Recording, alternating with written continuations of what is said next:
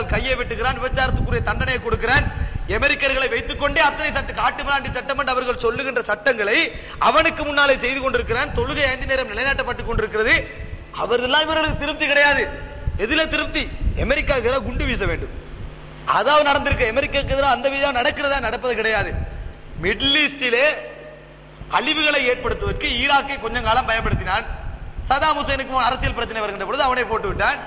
ஈரானை பயன்படுத்துவான், பிரச்சனை வருகின்ற அவனே போட்டு விடுவான். இவ்வளவுதான் அமெரிக்காவுடைய வேலை ஒழிய இவர்களால் ஒன்று நடக்க போவது கிடையாது.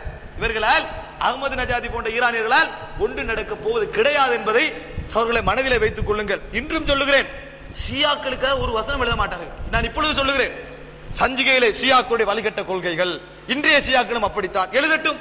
எழுத மாட்டார்கள். ஏன் எழுதாமல் இருக்கிறார்கள்?